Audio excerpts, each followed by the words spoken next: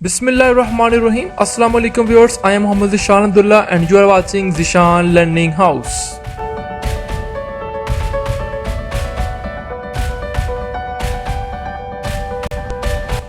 Dear students, in this video lecture I am going to explain about capacitor, its construction, its working and charging and discharging phenomena of capacitor. I will explain this topic in a very easy way by using animated pictures and animated videos. So let's start it. इस तरह की informative videos हासिल करने के लिए हमारे channel Zeeshan learning house को subscribe कर लें और साथ लगे घंटी के बटन को भी प्रेस कर दें.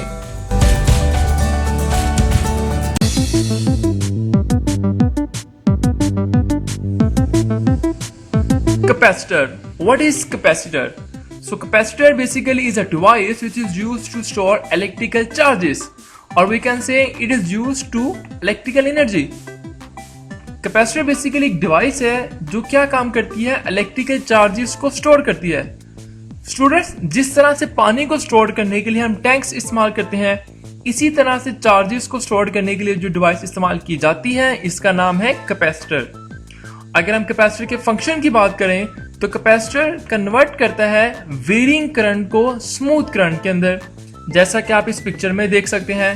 स्टूडेंट देखिए, ये इनपुट है, करंट यहाँ से इनपुट के फॉर्म में जा रहा है और ये कैपेसिटर है. तो देखिए वेरिंग करंट था, जैसे कैपेसिटर में से गुजरा तो कैपेसिटर ने इसको स्मूथ में कन्वर्ट कर दिया. कैपेसिटर की बहुत ज्यादा टाइप्स हैं, कुछ टाइप्स और कुछ पिक्चर्स आप यहाँ पर देख सकते हैं. स्टूडेंट्स, कैपेसिटर की बहुत ज्यादा टाइप्स हैं. हम अपने नेक्स्ट वीडियो के अंदर इन तमाम टाइप्स को डिटेल के साथ डिस्कस करेंगे. अभी हम जस्ट कैपेसिटर का इंट्रोडक्शन ही देख लेंगे. कंस्ट्रक्शन, बनावट. स्टूडेंट्स, अगर हम कंस्ट्रक्शन की बात करें तो कैपेसिटर दो पैरेलल प्लेट पर मुश्तमिल होता है, जैसे आप यहाँ पर देख रहे हैं. दोनों प्लेट्स का साइज बिल्कुल एक जैसा होना चाहिए, लेकिन दोनों पे ऑपोजिट चार्ज होना चाहिए. इन दोनों प्लेट्स को हम सेपरेट करते हैं किसी भी इंसुलेटेड मटेरियल के साथ, और उस इंसुलेटेड मटेरियल को हम बोलते हैं डाई इलेक्ट्रिक. स्टूडेंट्स, वो डाई इलेक्ट्रिक ग्लास भी हो सकता है, एयर भी हो सकती है, पेपर भी हो सकता है, या कोई भी सेमीकंडक्टर भी हो सकता है. लेकिन याद रखिएगा, जो मटेरियल हम इस्तेमाल करेंगे एज अ डाई इलेक्ट्रिक वो इंसुलेटर होना चाहिए. और यहाँ पर एक बहुत इंपॉर्टेंट पॉइंट कि प्लेट्स का साइज. स्टूडेंट्स, ये कैपेसिटर की जो पैरेलल प्लेट्स हैं इनका साइज डाइलेक्ट्रिक के साइज के साथ हमेशा ज्यादा होना चाहिए. फॉर एग्जांपल, अगर डाइलेक्ट्रिक यानी इनके दरमियान का जो डिस्टेंस है अगर वो 1 सेंटीमीटर है तो स्टूडेंट्स इन प्लेट्स का साइज 1 सेंटीमीटर से ज्यादा होना चाहिए. और एक रिलेशन, बहुत important relation, Q is directly proportional to V. इसका मतलब यहाँ पर यह है, हम जितने ज्यादा यहाँ पर पोटेंशियल डिफरेंस यानी वोल्टेज प्रोवाइड करेंगे उतनी ही ज्यादा चार्जेस प्रोड्यूस हो जाएंगे इन प्लेट्स के ऊपर.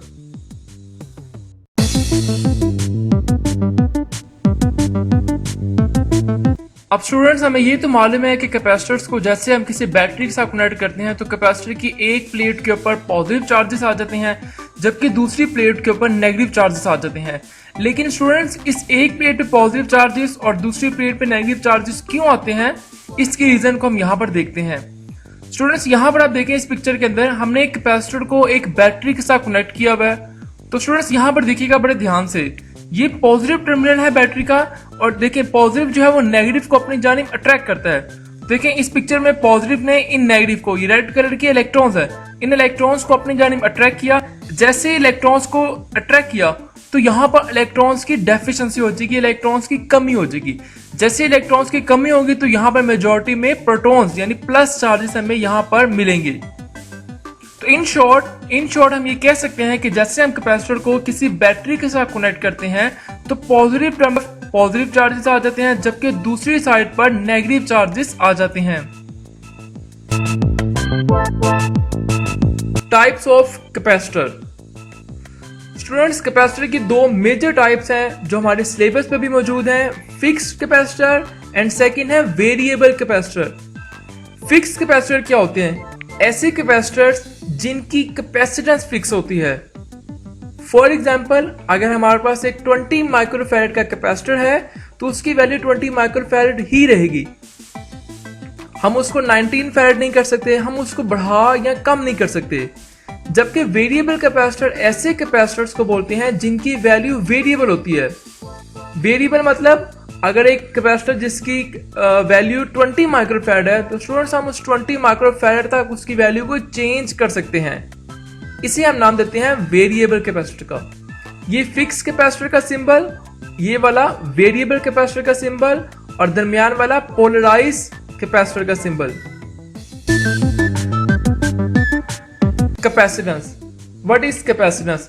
बहुत इंपॉर्टेंट डेफिनेशन।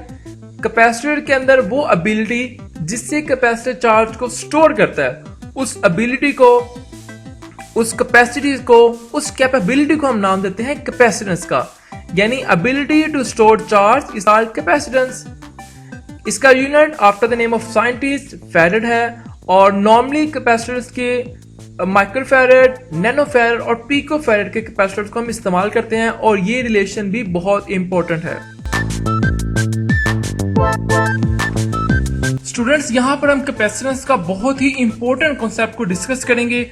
हमें ये तो मालूम है कि कैपेसिटर्स की प्लेट के दरमियान में का जो एरिया होता है जिसे हम डाइलेक्ट्रिक भी कहते हैं। स्टूडेंट्स ये कोई भी इंसुलेशन होनी चाहिए।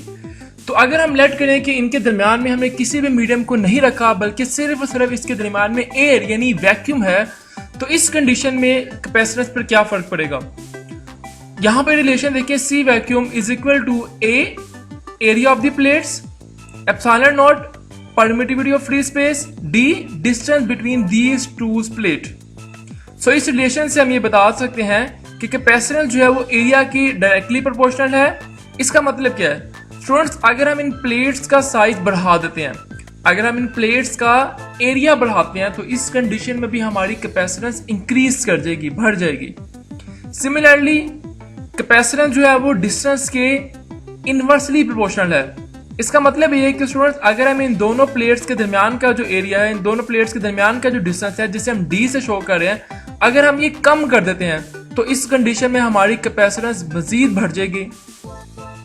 अब अगर हम इनके दरमियान में स्टूडेंट्स किसी एरिया को रखते हैं, किसी मीडियम को रखते हैं, पहली कंडीशन आती हमने इनके दरमियान में किसी भी मीडियम को नहीं रखा था, सिर्फ और सिर्फ इनके दरमियान में हवा मौजूद थी, वैक्यूम मौजूद था। लेकिन अगर हम इनके दरमियान में किसी मीडियम को रखते हैं, और याद रखिएगा जो मीडियम हम इनके दरमियान में प्लेस करेंगे वो इंसुलेटेड मटेरियल ही होना चाहिए। तो इस कंडीशन में क्या होगा? तो स्टूडेंट्स इसके हमारी जो कैपेसिटेंस है वो पहले से भी ज्यादा बढ़ जाएगी, कैपेसिटेंस पहले से भी ज्यादा इंक्रीज कर जाएगी। सो इस कॉन्सेप्ट को स्टूडेंट मजीद स्ट्रॉन्ग करने के लिए आइए हम एक सिमुलेशन देखते हैं और उसको प्रैक्टिकली करके देखते हैं।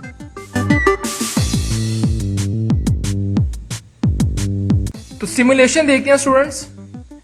यहां पर देखें दो पहले प्लेट्स को मैंने एक बैटरी के साथ कनेक्ट किया हुआ है और जैसे मैंने वोल्टेज प्रोवाइड किए हैं तो स्टूडेंट्स देखिए अपर प्लेट के ऊपर पॉजिटिव चार्जेस आ चुके हैं जबकि लोअर प्लेट के ऊपर नेगेटिव चार्जेस आ चुके हैं।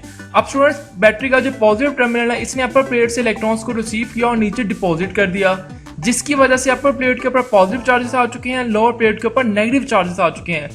इसके बाद इनके दरमियान में स्टूडेंट्स इलेक्ट्रिक फील्ड जनरेट हो जाएगी। अब स्टूडेंट्स ये कब तक काम जारी रहेगा? ये तब तक इनके दरमियान में चार्जेस आते रहेंगे, चार्जेस डिपॉजिट होते रहेंगे जब तक स्टूडेंट्स इन प्लेट के दरमियान का जो पोटेंशियल डिफरेंस है वो बैटरी के पोटेंशियल डिफरेंस के बराबर ना हो जाए। अब जैसे मैं इसे डिस्कनेक्ट करता हूं तो स्टूडेंट्स डिस्कनेक्ट करने के बाद आप देखिए अभी भी इनके दरमियान में इलेक्ट्रिक फील्ड मेंटेन है क्योंकि कैपेसिटर फुली चार्ज हो चुका है। अगर मैं इसके वोल्टेज चेक करना चाहूँ उसके लिए मैं वोल्ट मीटर यूज करूंगा। तो स्टूडेंट देखिए वोल्ट मीटर के थ्रू जैसे मैं इसकी कनेक्शन करूंगा तो आपको यहाँ पर वोल्टेज नजर आ रहे हैं, वोल्ट मीटर के ऊपर 0.605 वोल्ट मिल रहे हैं। अब स्टूडेंट्स ये रिलेशन देखिए हमें मालूम है कि अगर मैं इन प्लेट्स के दरमियान का जो डिस्टेंस है अगर मैं इसको बढ़ा देता हूं तो स्टूडेंट्स कैपेसिटेंस कम हो जाएगी, अगर मैं डिस्टेंस को कम करता हूं तो कैपेसिटेंस बढ़ जाएगी। तो इसको भी हम यहाँ पर करके देखते हैं। तो स्टूडेंट्स देखिए जैसे मैं इनके दरमियान का डिस्टेंस मैंने बढ़ाया है तो कैपेसिटेंस कम हो गया है। इन प्लेट के ऊपर देखिए चार्जेस आपको कम मिल रहे हैं। तो देखिए स्टूडेंट्स मैंने डिस्टेंस बढ़ाया है, डिस्टेंस बढ़ाने से स्टूडेंट्स क्या हुआ, कैपेसिटेंस कम होगी, कैपेसिटेंस कम हुई तो वोल्टेज बढ़ गई। अगर मैं इनके दरमियान डिस्टेंस को कम कर रहा हूं तो देखिए डिस्टेंस कम किया तो इसकी रीजन स्टूडेंट्स यहाँ पर ये है कि डिस्टेंस को जैसे मैंने कम किया कैपेसिटेंस बढ़ गई, जैसे कैपेसिटेंस बढ़ी तो यहाँ पर वो कम हो गई। अगर मैं एरिया को बढ़ाता हूं तो स्टूडेंट्स देखिए एरिया बढ़ाने से कैपेसिटेंस इंक्रीज कर चुकी है। सो एरिया बढ़ाने से कैपेसिटेंस तो बढ़ गया मगर वोल्टेज स्टूडेंट्स कम हो गए। इसकी रीजन यहाँ पर यह है कि कैपेसिटेंस और वोल्टेज के दरमियान इनवर्स रिलेशन है। सो देखिए एरिया कम कर रहा हूं तो कैपेसिटेंस भी कम होती जा रही है मगर वोल्टेज बढ़ते जा रहे हैं। लेकिन जब मैं इसको कनेक्ट करता हूं बैटरी के साथ तो इस कंडीशन में स्टूडेंट्स हमारे कांस्टेंट ही रहेंगे। इसकी रीजन ये होगी कि जितने यहाँ पर वोल्टेज की कमी होगी ये बैटरी से उतने ही ज्यादा वोल्टेज ये रिसीव कर लेगा। सो वोल्टेज हमारे मेंटेन ही रहेंगे। तो आइए स्टूडेंट्स कैपेसिटर किस तरह से चार्ज होता है और किस तरह से डिस्चार्ज होता है इसको ग्राफिकली देखते हैं। तो स्टूडेंट्स इस वीडियो को आप ऑब्जर्व करें। सो यहाँ पर देखें जैसे कैपेसिटर को हमने एक बैटरी के साथ कनेक्ट किया है तो पॉजिटिव टर्मिनल यहाँ से इलेक्ट्रॉन्स को अट्रैक्ट करेगा और नीचे डिपॉजिट कर देगा। तो देखिए capacitor gradually slowly charge up हो रहा है। ये देखें इलेक्ट्रॉन्स को यहाँ से अट्रैक्ट किया पॉजिटिव प्लेट ने और नीचे वाली प्लेट पे इसे डिपॉजिट कर दिया।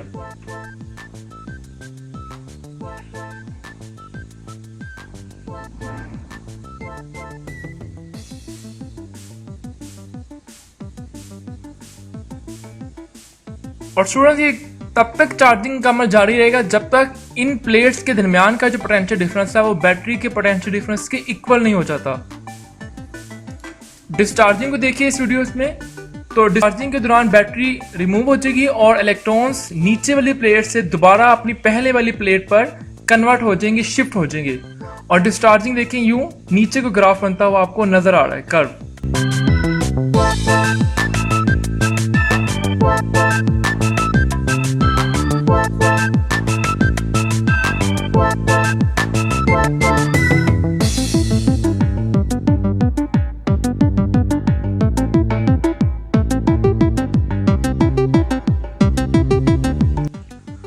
Uses of capacitor. Students capacitors के डिफरेंट टाइप्स हैं जो कि डिफरेंट जगहों पे इस्तेमाल होते हैं। फॉर एग्जांपल हमारे पास जितनी भी इलेक्ट्रॉनिक डिवाइसेस हैं उनके बोर्ड्स में कैपेसिटर इस्तेमाल होती हैं, जैसे मदरबोर्ड है, कैलकुलेटर है, टीवी है, रेडियो है।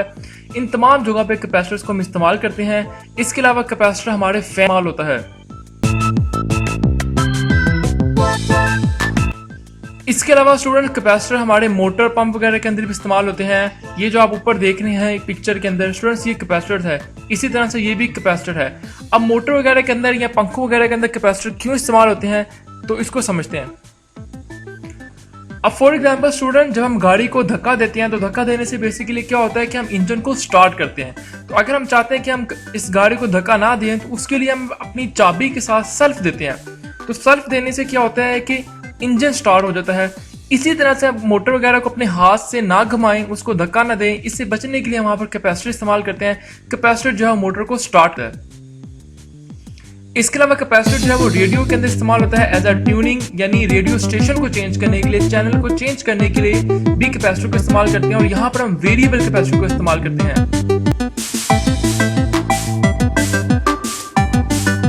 इसके अलावा स्टूडेंट कैपेसिटर पावर सप्लाई के अंदर भी बहुत बड़ा किरदार अदा करता है। फॉर एग्जांपल हमारे पास यूपीएस है तो स्टूडेंट यूपीएस के अंदर जो पावर सप्लाई बनाई जाती है वहां पर भी हम कैपेसिटर को इस्तेमाल करते हैं फॉर फिल्ट्रेशन पर्पस, क्योंकि यहाँ पर एसी करंट होता है और एसी को डीसी में कन्वर्ट करने के लिए हम रेक्टिफायर करते हैं, रेक्टिफिकेशन का प्रोसेस करते हैं, जो कि आपको इस पिक्चर पर नजर आ रहा है। तो स्टूडेंट जब एसी को डीसी में कन्वर्ट किया जाता है वहां पर हमें जो डीसी करंट मिलता है वो प्योर डीसी करंट नहीं मिलता, हमें स्मूथ नहीं मिलता, बल्कि हमें वहां पे रिपल्स मिलते हैं। तो रिपल्स को बिल्कुल स्मूथ करने के लिए, जैसे आप इस पिक्चर में देख रहे हैं, स्मूथ करने के लिए वहां पर कैपेसिटर का इस्तेमाल करते हैं। So it's all about capacitors, its construction, it's working. Students अगर आपको एनिमेशन और सिमुलेशन के थ्रू कैपेसिटर समझने में आसानी हुई हो तो इस वीडियो को जरूर लाइक कीजिएगा और अपने फ्रेंड्स के साथ भी उसको शेयर जरूर कीजिएगा। बहुत जल्द हाजिर होते हैं एक नई वीडियो के साथ, तब तक के लिए अल्लाह हाफिज। हमारी ये वीडियो देखने का बहुत बहुत शुक्रिया। और दोस्तों इस वीडियो को ज्यादा से ज्यादा शेयर करें ताकि हमारा ये मकसद स्प्रेड पॉजिटिविटी ज्यादा से ज्यादा लोगों तक पहुंच सके। अल्लाह हाफिज।